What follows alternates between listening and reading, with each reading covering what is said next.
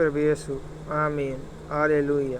यहूद का चरित्र 12वां। तब इस्राएलियों ने फिर यहोवा की दृष्टि में बुरा किया और यहोवा ने मोआब के राजा एग्लोन को इस्राएल पर प्रबल किया, क्योंकि उन्होंने यहोवा की दृष्टि में बुरा किया था। 13वां। इसलिए उसने अम्मोनियों और अमालेकियों को अपने पास इकट्ठा किया और जाकर इस्राएल को मार लिया और खजूर वाले नगर को अपने वश में कर लिया। 14वां। तब इस्राएली 18 वर्ष तक मोआब के राजा एग्लोन के अधीन रहे। 15वां। फिर इस्राएलियों ने यहोवा की दुहाई दी और उसने गेरा के पुत्र यहूद नामक एक बिन्यामीनी को उनका छुड़ाने वाला ठहराया। वह बेनहत्या था, इसलिए इस्राएलियों ने उसी के हाथ से मोआब के राजा एग्लोन के पास कुछ भेंट भेजी।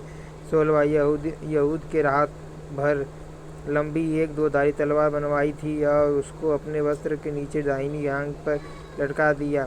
17वां। तब वह उस भेंट को मोआब के राजा एग्लोन के पास, जो बड़ा मोटा पुरुष था, ले गया। 18वां। जब वह भेंट को दे चुका तब भेंट के लाने वाले को विदा किया। 19वां। परंतु वह आप गिलगाल के निकट ही खुदी हुई मूर्तों के पास लौट गया और एग्लोन के पास कहला भेजा, हे राजा, मुझे तुझसे एक भेद की बात कहनी है। तब राजा ने कहा, थोड़ी देर के लिए बाहर जाओ। तब जितने लोग उसके पास उपस्थित थे वे सब बाहर चले गए। 20वां। तब यहूद उसके पास गया, वह तो अपनी एक हवादार परमेश्वर की ओर से मुझे एक हवादार अटारी में अकेला बैठा था। यहूद ने कहा, परमेश्वर की ओर से मुझे तुझसे एक बात कहनी है। तब वह गद्दी पर से उठ खड़ा हुआ कि सिवा इतने में यहूद ने अपना बायां हाथ बढ़ाकर अपनी दाहिनी जांघ पर से तलवार खींचकर उसको उसकी तोंद में घुसेड़ दी। 22वां। और फल के पीछे मुठ भी बैठ गई और फल चर्बी में घसा रहा, क्योंकि उसने तलवार को उसकी तोंद में से न निकाला, वरन वह उसके आर पार निकल गई।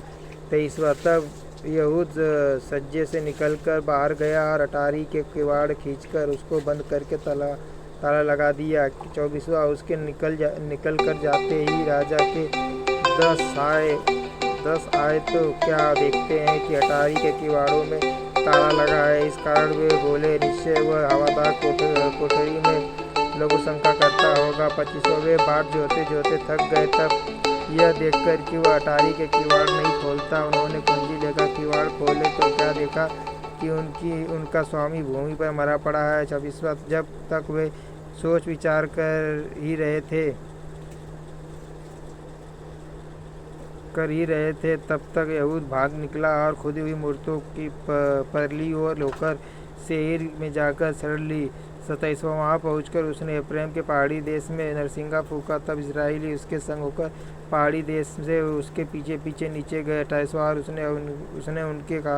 उसने उनसे कहा, आप मेरे पीछे पीछे चले आओ, क्योंकि यहोवा ने तुम्हारे मोआबी शत्रुओं को तुम्हारे हाथ में कर दिया है। तब यहोवा ने उसके पीछे पीछे जाके यरदन के घाटों को, जो मोआब देश की ओर है, ले लिया और किसी को उतरने न दिया। 29वां। उस समय उन्होंने कोई 10,000 मोआबियों को मार डाला। वे सब के सब हष्ट पुष्ट और शूरवीर थे, परंतु उनमें से एक भी न बचा। 30वां। इस प्रकार उस समय मोआब इस्राएल के हाथ से तले दब गया। तब 80 वर्ष तक देश में शांति बनी रही।